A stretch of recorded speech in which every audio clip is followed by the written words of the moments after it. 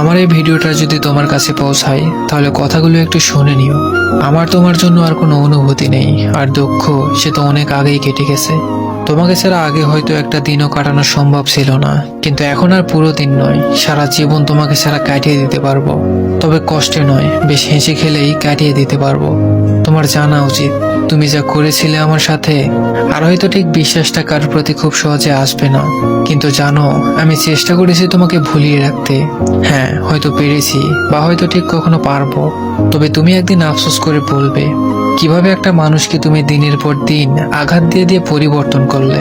তুমি একদিন ঠিকই চাইবে আমাকে, তবে সেদিন আর আমাকে খুঁজে পাবে না। তোমার ধরা ছোঁয়ার বাইরে চলে যাবো সেদিন।